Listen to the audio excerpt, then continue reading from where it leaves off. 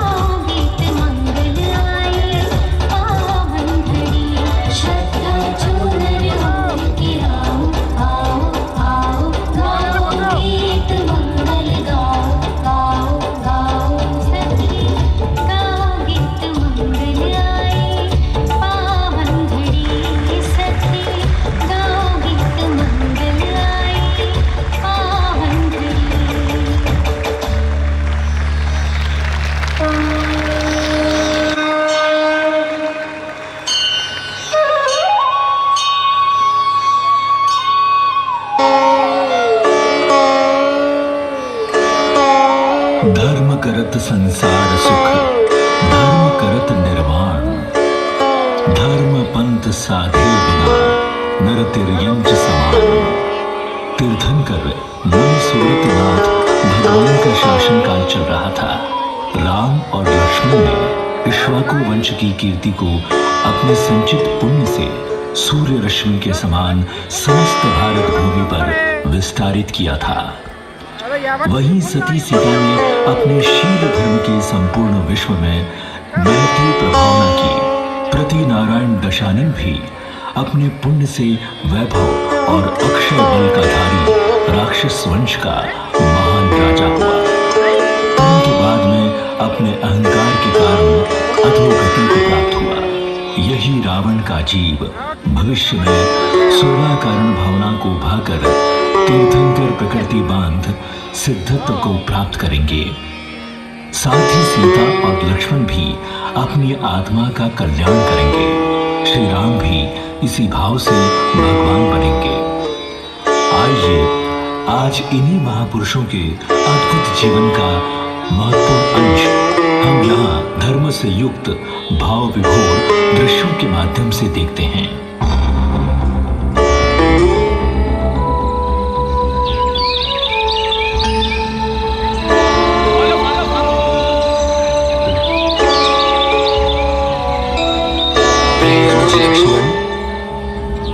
लक्ष्मण, अरे भाई कहाँ हो?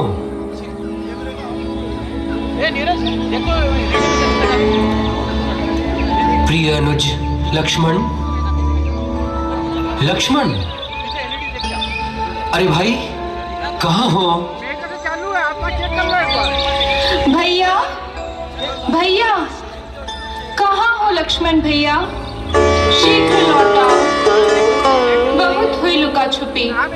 देखो आपके भैया कितने व्याकुल हो रहे हैं। कहाँ हो भैया लक्ष्मण? लौट आओ।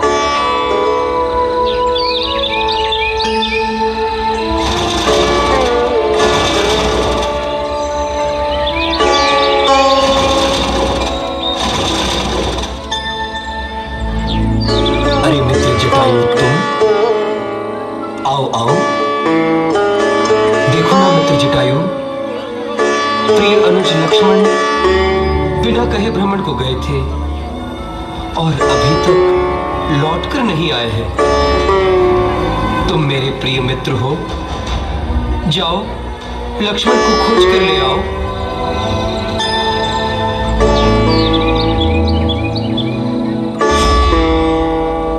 अरे वह देखिए स्वामी, वह देखिए लक्ष्मण आ रहे हैं।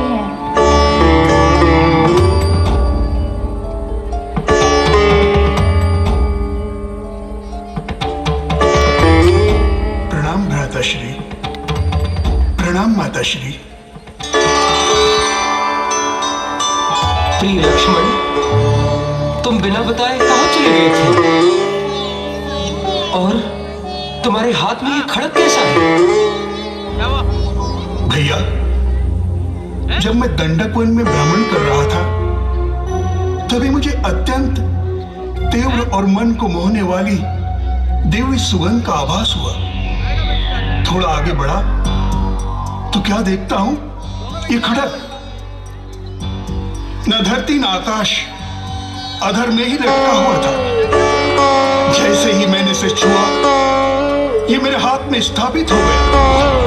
इसकी चमक और तेज धार को देखकर इसकी क्षमता की परीक्षा करने के लिए जब मेरे पास ही के बांस के झुंड पर इसे चलाया तो क्या देखता हूं कि बांस के झुंड में स्थित किसी मानव का इस खड़ग के प्रहार से मेरे द्वारा अनजाने में वध हो गया। और भैया, उस मानव के मरते ही देवों ने प्रकट होकर मेरा स्वागत किया और इस सूर्यास्त खड़ग का स्वामी बनाया।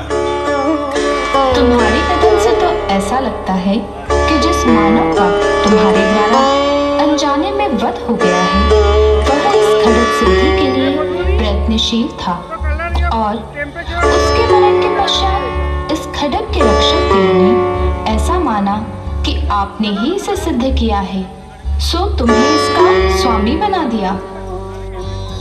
अनुज लक्ष्मण, तुम्हारे द्वारा जो पंचेंद्रिय मानव का वध हो गया है, भले ही फिर वह अनजाने में ही क्यों ना हुआ हो, पर अपराध तो हुआ है। हमें इसका परिणाम तो भोगना ही पड़ेगा। हाँ लक्ष्मण, आपके भ्राताश्री ठीक ही कह रहे हैं। वनस्पति में भी जीव है, उन्हें भी दुख होता है। लक्ष्मण, तुम्हें प्रतिक्षण अपने विवेक को जागृत रखना चाहिए। आवेग में आकर तुरंत निर्णय नहीं लेना चाहिए। इस पाप का फल तो भोगना ही है। ये बड़े ही दुख की बात है कि तुमने अकारण ही वनस्पति काय व पंचेंद्रिय मानव का वध किया है। आप सत्य कहते हैं भ्राताश्री, मुझसे अपराध तो हो गया है और इसका मुझे अत्यंत खेद भी है। आप निश्चिंत रहिए, मैं शीघ्र ही इसका पश्चाताप करूंगा।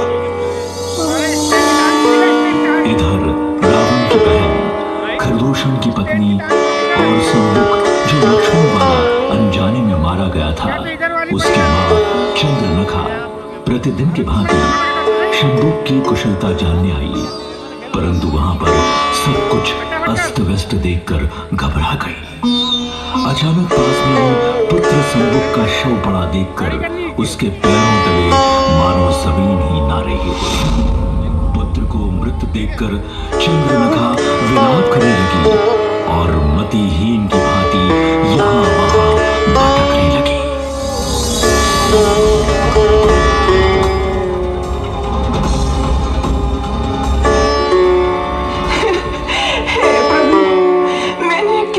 पार किया था जिसके कारण मेरे पुत्र का ये हाल हुआ। निश्चय ही मुझ पापी ने अन्य जन्म में किसी माता की कोख को सुना किया होगा।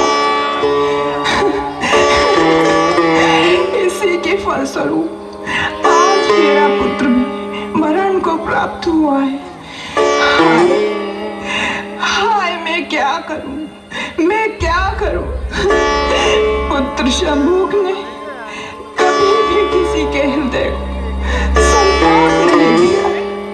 फिर क्यों किसी दुष्ट ने उसे मार डाला?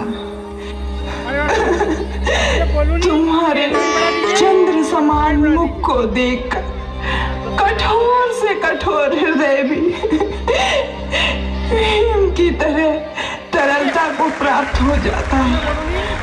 और फिर तुम किसी के अपराधी कैसे हो सकते हो, जबकि तुम पिछले 12 वर्षों से इस निर्जल वन में बांस की झाड़ियों में सूर्यहास खड़क की सिद्धि के लिए प्रयत्नशील थे।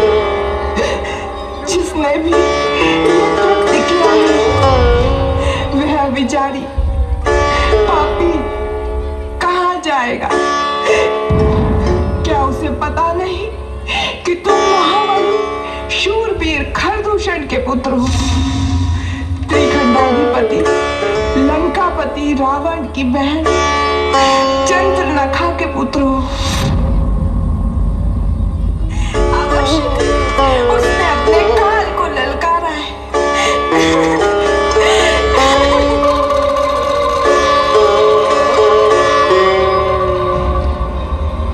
अतिशय दुख प्राप्त चंद्रनखा वन में यहाँ वहां भटकने लगती है।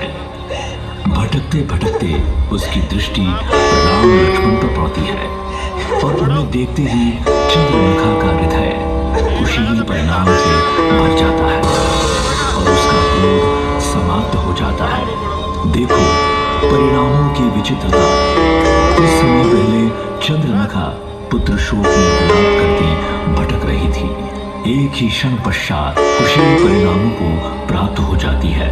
वास्तव में पाप कर्म की पराकाष्ठा को कैसे मापा जा सकता है भला? अत्यंत प्रिय पुत्र सुंबक के वध को भूलकर वो राम लक्ष्मण के रूप पर मोहित हो जाती है और उनसे विवाह की याचना करने लगती है।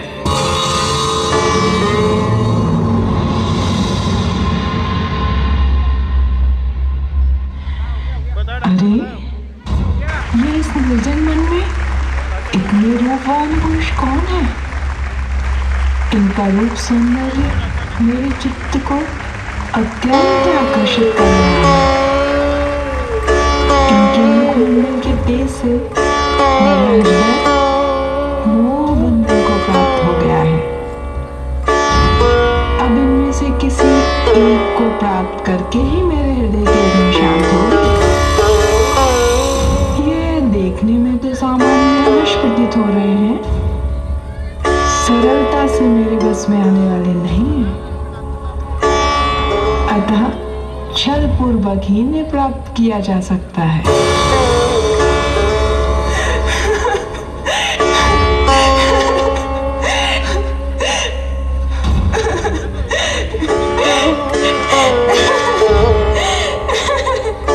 क्या हुआ बहन? तुम्हारे चंद्र समान मुख पर कौन सी पीड़ा का ग्रहण लगा है, जिसके कारण तुम अत्यंत दुखी प्रतीत हो रही हो? हे कन्या, तुम कौन हो और भयानक जंगली पशुओं से भरे इस वन में अकेली क्यों विचरण कर रही हो?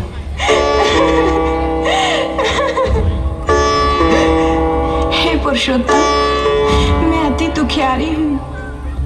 मेरे माता पिता अब इस संसार में नहीं है और अब मेरा इस जगत में भी कोई नहीं है। अतः मैं यहाँ वहाँ भटकती रहती हूँ। परंतु इस महाभयंकर वन में आपके समान सज्जन एवं वीर पुरुष के दर्शन कर ऐसा प्रतीत हो रहा है कि मेरा दुख शीघ्र ही समाप्त होने वाला है। आप वीर हो, पुरुषों में उत्तम हो, अतः आप मुझे स्वीकार कीजिए। मैं आपसे विवाह करना चाहती हूँ। अरे ओ सुंदरी, ये कैसी अशोभनीय चर्चा कर रही हैं आप? ऐसी लज्जा शून्य वार्ता आपको शोभा नहीं देती। हे स्वामी, अगर मेरी इच्छा पूर्ण नहीं हुई तो निश्चित ही मेरा शरीर प्राण रहित हो जाएगा। आपसे विनती है, आप मुझे स्वीकार कीजिए।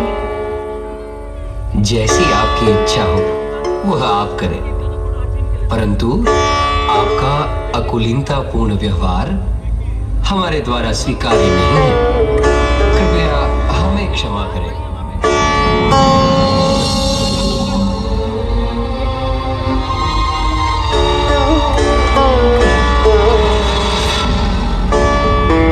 घोर अपमान। तुम्हें पता नहीं, ये तीनों लोगों पर राज करने वाले महाप्रतापी शूरवीर विद्यापति राजा रावण की बहन है। सूर्य भी जिनके तेज के समक्ष मध्यम लगता है, ऐसे महावीर खरदूषण की पत्नी हूँ और तुमने मेरा अपमान किया। मैं इसका प्रतिशोध अवश्य ही लेकर आऊंगी। कहाँ है लंका का रावण? आपकी बहन चंद्रनखा संकट में। कहाँ है महाप्रतापी नरपति दशानन? कहाँ है आप?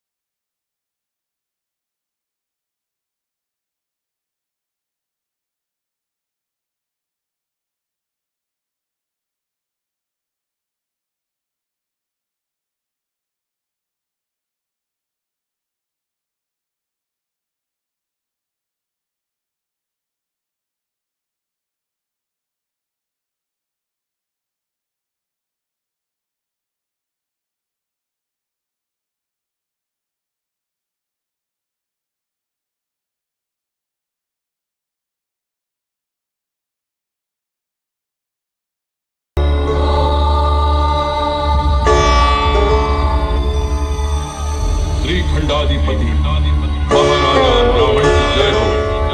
दूत, तुम यहाँ? क्या तुम्हें ये ज्ञात नहीं कि हमें प्रभु भक्ति के काल में एकांत प्रिय है? क्षमा करें महाराज, लेकिन बात ही कुछ ऐसी है। क्या बात है? तुम्हारी आंखों में भय का प्रतिबिंब झलक रहा है। क्या हुआ? महाराज,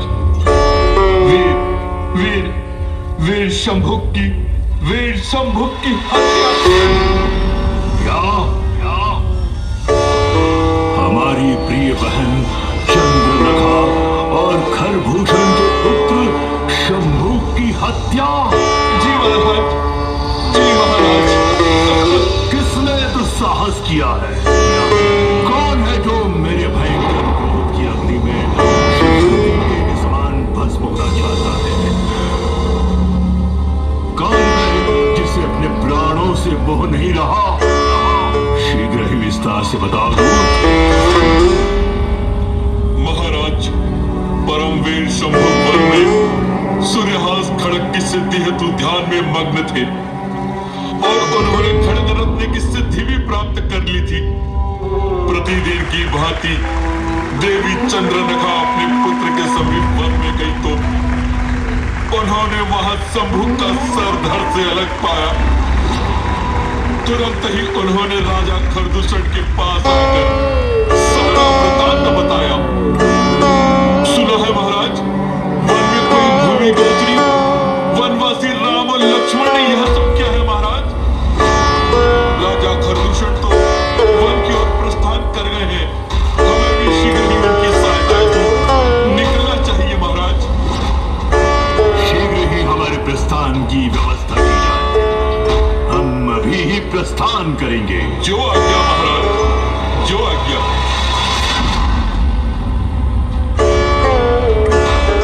और फिर प्रतिशोध की अग्नि में चलता हुआ रावण पुष्पक विमान में सवार होकर वन की ओर प्रस्थान कर गया।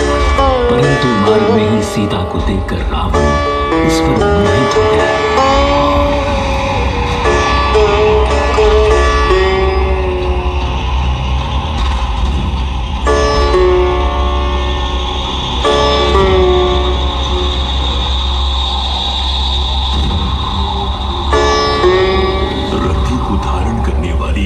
साक्षात लक्ष्मी के समान ये सुंदरी कौन है? कौन है ये सुंदरी जिसे देखकर मेरा चित्त महामोह पाश में जकड़ गया है? अभी अवलोकनी विद्या के द्वारा जानता हूं। हे दशानन, यह सीता है और निर्जन वन में अपने स्वामी राम व भ्राता तुल्य लक्ष्मण के साथ यहाँ निवास करती है। लक्ष्मण ने तुम्हारे प्रिय शंभु का वध किया है। इस हेतु खरदूषण और लक्ष्मण का भयंकर युद्ध हो रहा है। राम यहीं पर सीता के पास ही रुक गए और लक्ष्मण युद्ध हेतु रणभूमि में यह कहकर आए कि अगर मुझ पर कोई संकट आए तो मैं भयंकर सिंहनाद करूंगा। तभी आप सीता को छोड़कर मेरी सहायता हेतु रणभूमि में आना, अन्यथा यहीं रहना।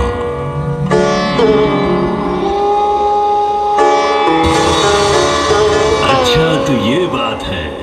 ठीक है, तो सर्वप्रथम सिंहनाद ही किया जाए ताकि राम उसे सुनकर ये समझे कि लक्ष्मण ने उसे सहायता हेतु पुकारा है। पश्चात ही इस कशागी सीता का हरण करके मैं उसके साथ विवाह कर लूंगा।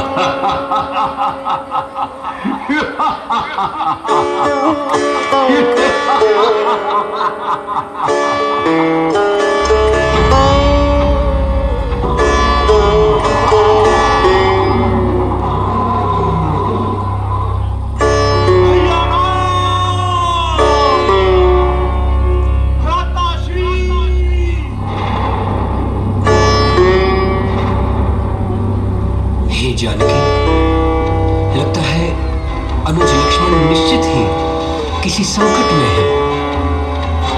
शत्रु अवश्य ही बलशाली होगा, तभी लक्ष्मण ने मुझे पुकारा है।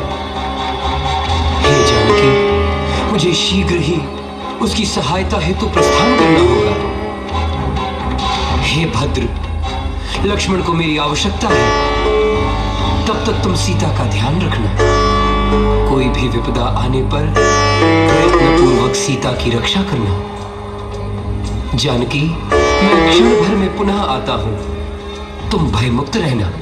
आप निश्चिंत होकर प्रस्थान करें स्वामी, और विजय पश्चात ही लौट कर आना। तब तक मैं यहीं पर आपकी प्रतीक्षा करूंगी।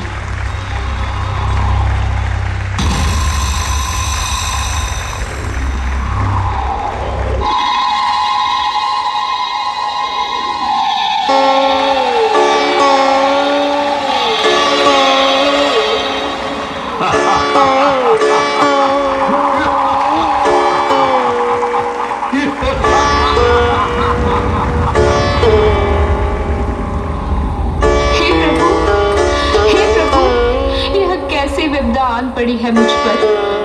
कौन है यह मायावी? लगता है मेरा हरण कर बलपूर्वक यह मेरा स्वामी होना चाहता है।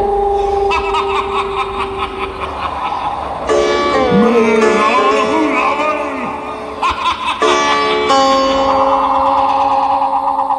तुम्हारा कथन एकदम सत्य है देवी। मैं तुम्हारा हरण करने ही आया हूँ। दुष्ट रावण, जटायु के होते हुए तुम देवी सीता को यहाँ से नहीं ले जा सकते। सीता को यहाँ से ले जाने से पहले रावण तुम्हें मुझसे युद्ध करना होगा।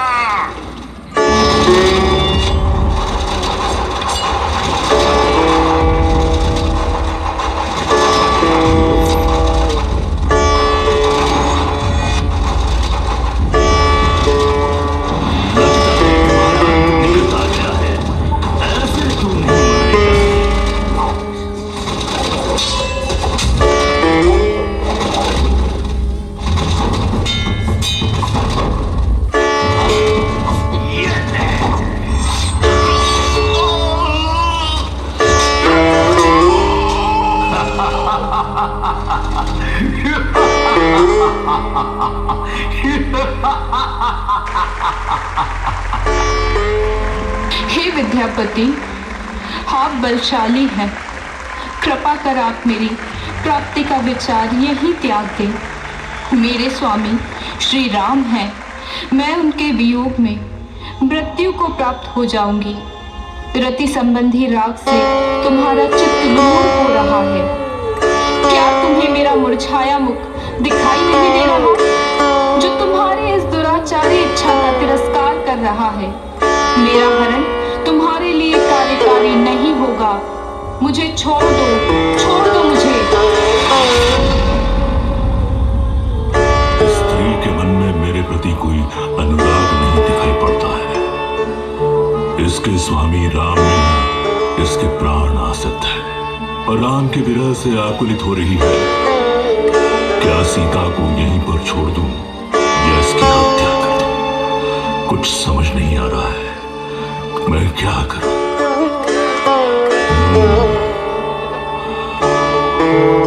अभी तो ये मेरे बल का पराक्रम और वैभव से परिचित नहीं है। बलपूर्वक तो मैं इसे प्राप्त नहीं कर सकता, क्योंकि मुनिश्री के समक्ष मैंने प्रतिज्ञा ली थी कि किसी भी स्त्री की इच्छा के विरुद्ध मैं उसका उपभोग नहीं करूंगा। परंतु संभवतः समय आने पर मेरी यश, कीर्ति और संपदा को जानकर मेरे अनुकूल हो जाएगी।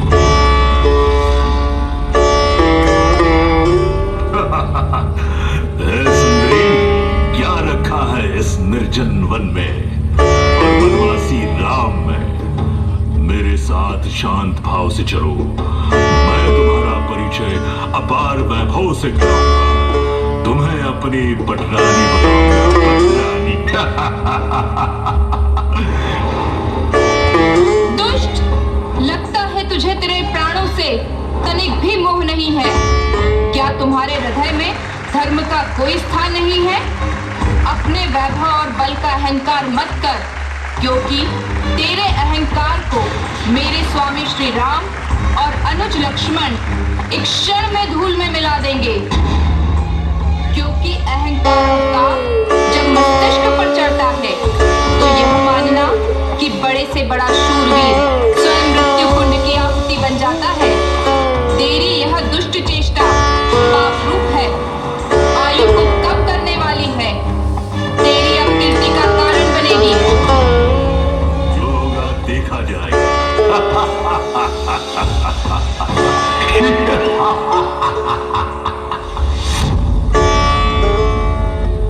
और रावण सीता का हरण कर लंका ले जाता है।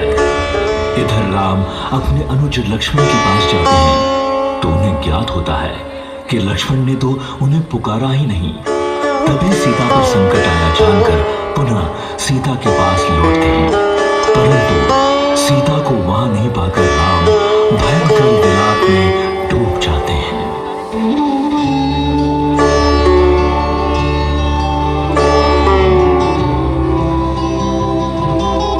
सीता, सीता कहाँ हो प्रिय? देखो मैं लौट आया हूं।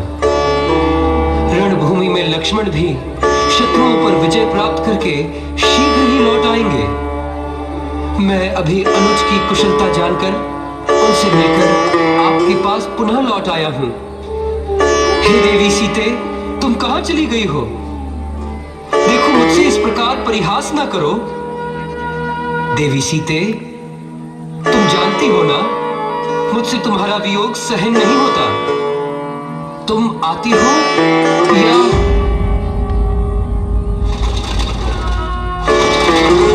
अरे जटायु, तुम इस अवस्था में? अवश्य ही सीता पर कोई भयंकर संकट आ पड़ा है। जटायु, सीता कहां है? कहां है सीता? मित्र कहते क्यों नहीं? सीता कहां है? लगता है तुम्हारे प्राण छूटने ही वाले हैं। रुको रुको, मैं तुम्हें नमकार मंत्र सुनाता हूं।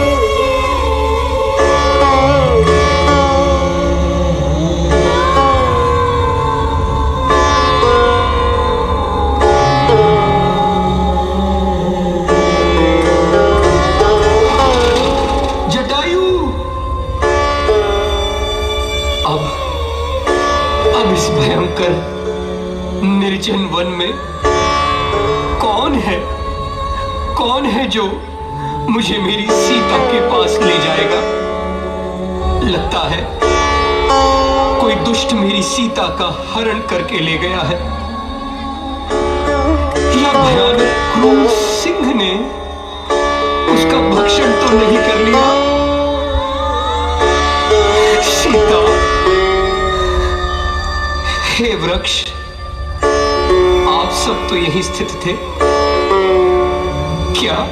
क्या आपने मेरी सीता को देखा है?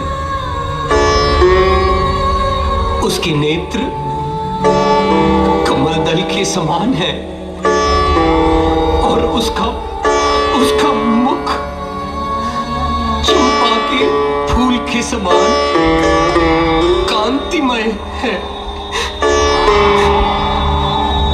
हे पवन, सीता के मुख की वायु कमल पराग के समान सुगंधित है।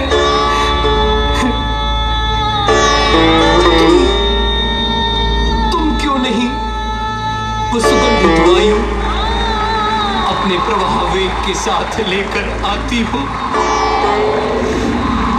जिसके सहारे मैं सीता तक पहुंच सकूं? अरे तुम सब निरुत्तर क्यों हो निरुत्तर? उत्तर क्यों नहीं देते? उत्तर दो, मेरे प्रश्न का उत्तर दो, उत्तर दो, उत्तर दो।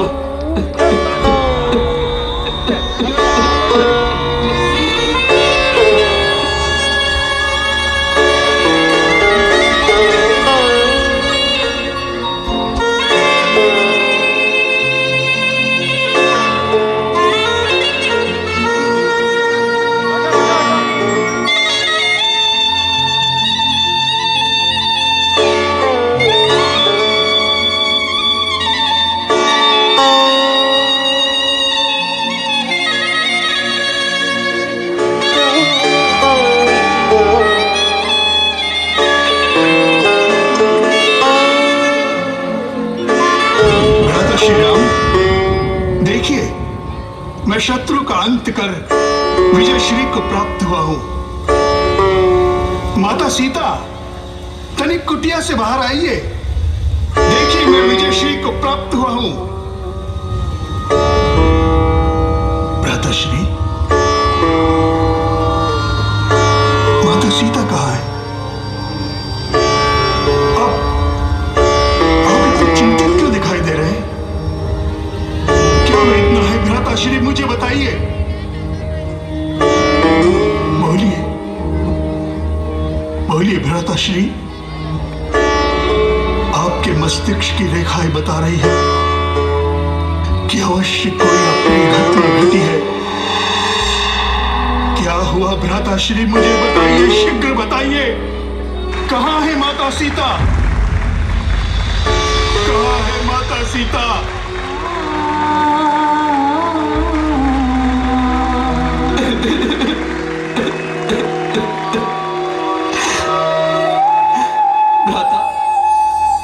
भ्राता लक्ष्मण, हम पर कर्म का भयंकर वज्रपात हुआ है। मैं जब तुम्हारे पास से पुनः यहां लौट कर आया तो सीता यहां नहीं थी, और जटायु भी मरण को प्राप्त हो गया है। अवश्य ही सीता पर कोई भयंकर संकट आया है लक्ष्मण, भयंकर संकट आया है। भैया, आप चिंता न करें। जल थल नभ, चारों दिशाओं में कहीं भी माता सीता होगी, मैं उन्हें अवश्य खोज लूंगा। जिसने भी दुस्साहस किया है उसने स्वयं अपने काल को ललकारा है। उस दुष्ट ने, उसने माता सीता का हरण नहीं किया, बल्कि आयु कर्म से अपनी संधि समाप्त कर ली है। भ्राताश्री, अब चिंता न करें।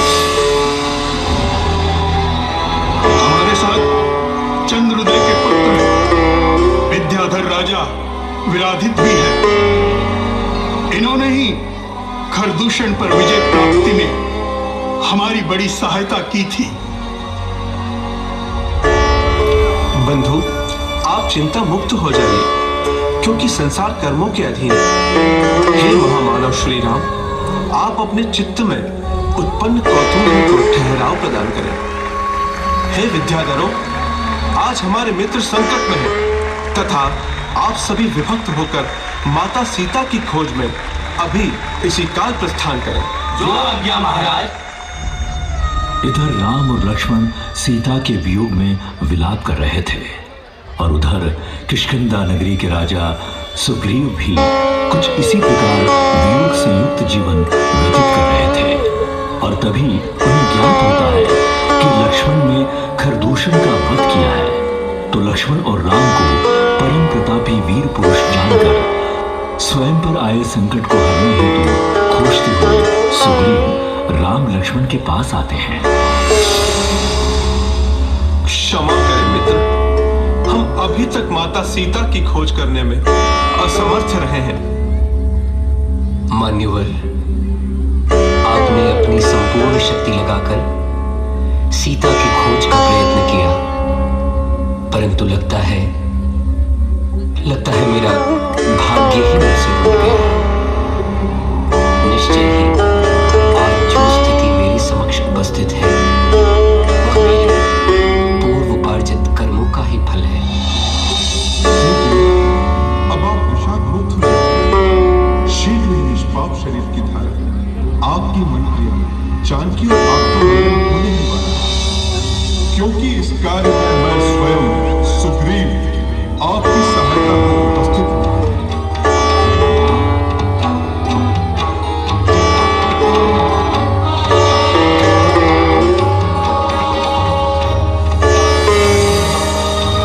हे भद्र, आप कौन हैं और हमारी सहायता क्यों करना चाहते हैं? बंधुवर, मैं किष्किंधा नगरी का राजा और महाराजा सहस्त्ररश्मि का पुत्र सुग्रीव हूं। और बात रही सहायता की, तो हम दोनों का संताप समान है। अर्थात आपको भी स्त्री का विरह हुआ है और मेरा हृदय भी अपनी स्त्री सुतारा के विरह से प्रताड़ित है। स्पष्ट कथन करो सुग्रीव, आप क्या चाहते हैं? बंधुवर, कोई दुष्ट मायावी मेरी सहचारी सुतारा पर मोहित हो गया है, और इतना ही नहीं, वो मेरा रूप धरकर किष्किंधा नगरी में आ पहुंचा और स्वयं को सत्य सुग्रीव बताने लगा। वही सुतारा और मंत्रियों के बीच संशय उत्पन्न हो गया। उनके लिए हम दोनों के बीच अंतर करना अत्यंत दुष्कर हो गया।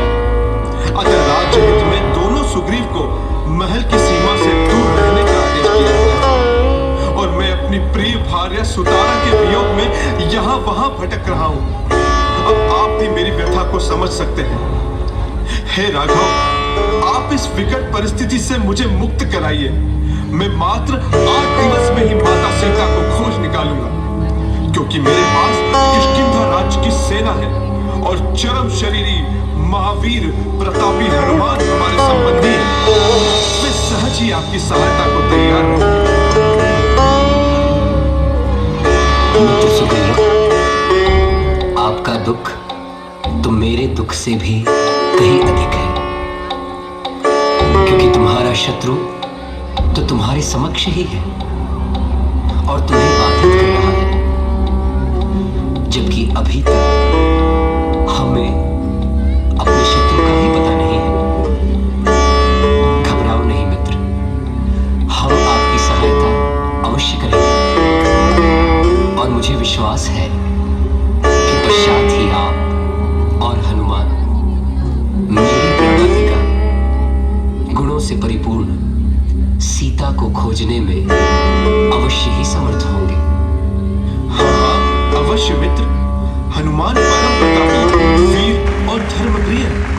हनुमान अवश्य ही आपके बंधुत्व को प्राप्त कर सहायता है तो सहज ही तैयार रहेंगे। तब राम और लक्ष्मण ने सुग्रीव और सुतारा पर आए संकट का निवारण करते हुए मायावी विद्याधर का वध किया और पुनः किष्किंधा राज्य का राजा सुग्रीव को बनाया। इधर रावण के महल में सीता राम के वियोग में दुखी थी। रावण भी सीता की प्राप्ति के लिए विचलित था, और सीता रावण को अपना ले इस हेतु रावण ने अपनी पटरानी मंदोदरी को उसे मनाने के लिए सीता के पास भेजा। अब आगे देखते हैं क्या होता है।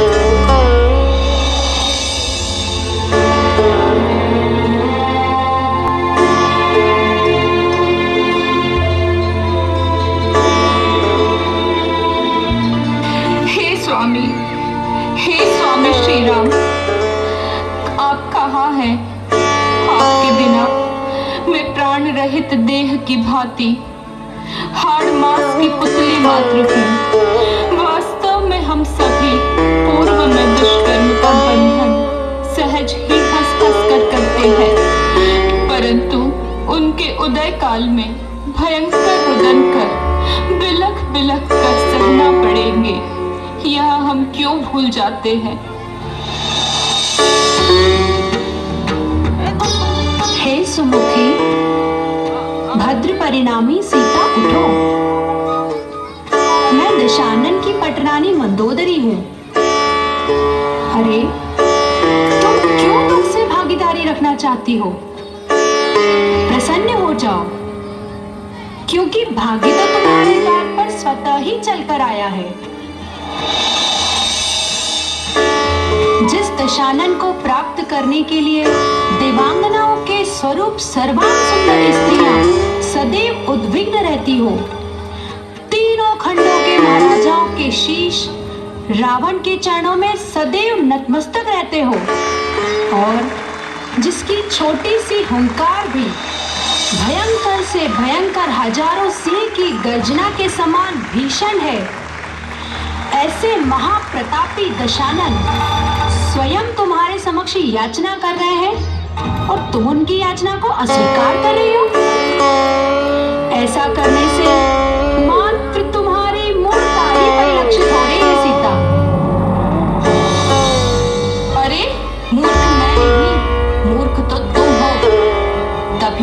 तुम्हारे मुख से धर्म विरुद्ध वचनों का प्रसार कर रही हो? पतिव्रता शीलवती स्त्रियों के चित्त में इन मलिन विचारों का कोई स्थान नहीं है।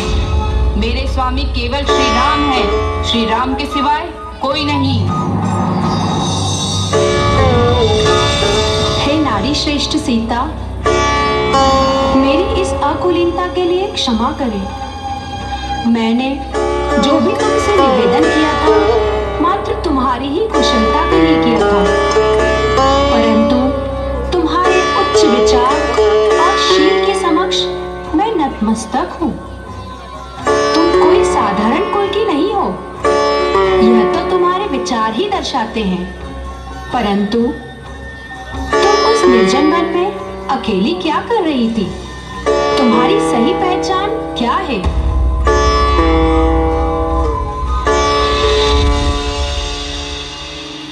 मैं राजा जनक की पुत्री सीता हूँ, अयोध्या के पुण्यशाली राजा दशरथ के पुत्र राम की सहधर्मिणी हूँ। शांति पूर्वक हम सभी एक साथ कितने प्रसन्न चित्त थे, परंतु पूर्वोपार्जित पाप कर्मों के उदय से कौन बच सका है भला? एक दिवस राजा दशरथ के मन में संसार के प्रति वैराग्य उत्पन्न हुआ और इसलिए उन्होंने श्री राम को राजपाट सौंपकर निवृत्ति का मन बनाया, परंतु केवल ज्ञानी के अलावा भविष्य को जानने में कौन सक्षम है? न राम का राजतिलक हो पाया और न ही दशरथ वैराग्य ले पाए। राज्य लिप्सा की भावना से ओतप्रोत माता केकई का मन तो कुछ और ही चल रहा था।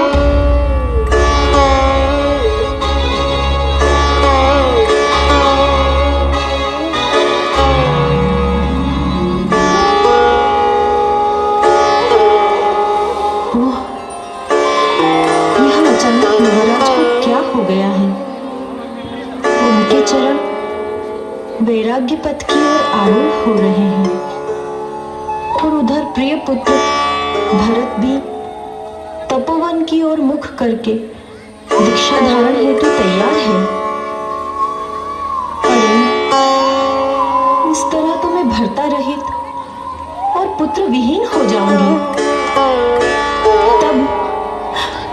तब मेरा क्या होगा? मुझे कुछ न कुछ उपाय तो अवश्य ही करना होगा,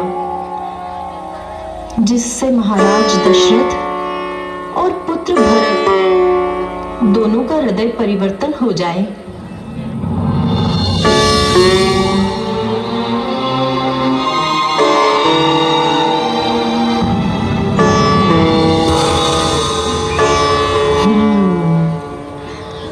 अब तो मुझे यही करना होगा, इसके अतिरिक्त और कोई उपाय नजर नहीं आ रहा।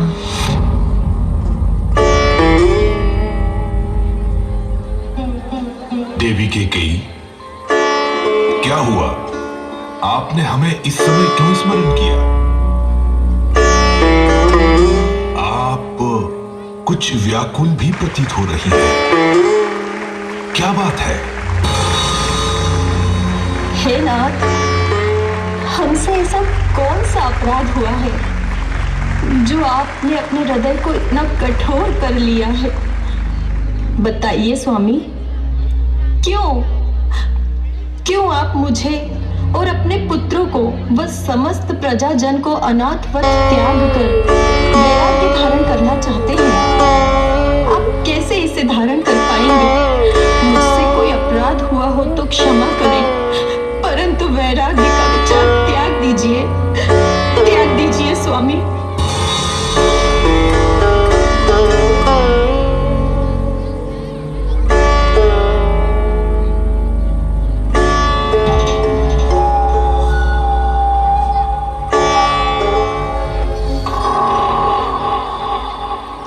देवी,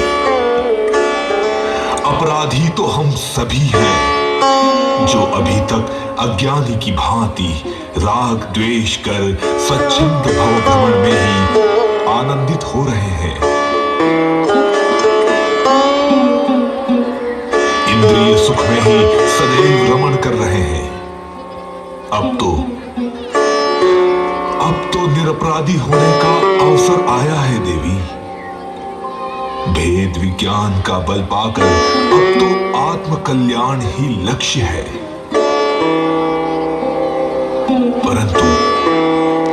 परंतु इस प्रकार वार्तालाप के माया जाल में मुझे पुनः संसार में बंदी होने के लिए तुम्हारी यह प्रेरणा व्यर्थ ही है।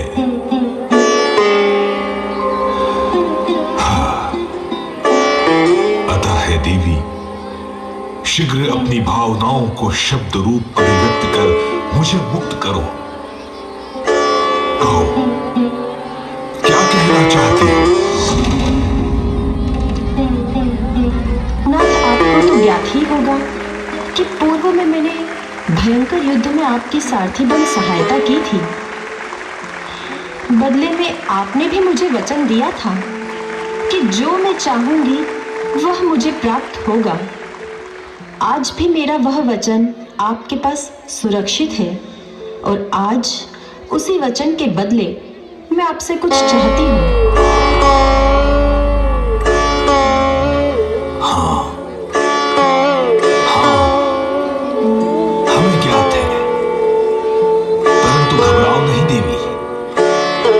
जो भी तुम चाहती हो वह तुम्हें अवश्य प्राप्त होगा।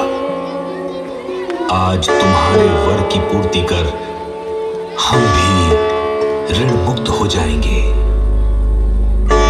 तो सुनिए महाराज, मेरे पुत्र भरत को अयोध्या का राज्य सिंहासन सौंप दीजिए। क्या?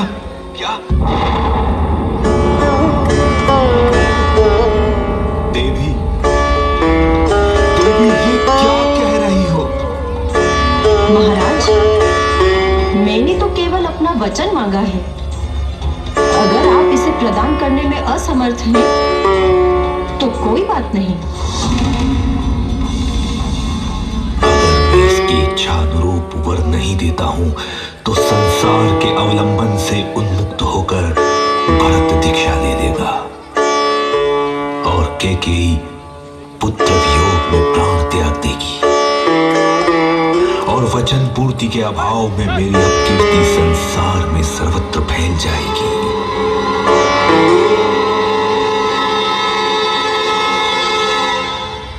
ठीक है देवी, तुम जैसा चाहती हो वैसा ही वर प्राप्त होगा।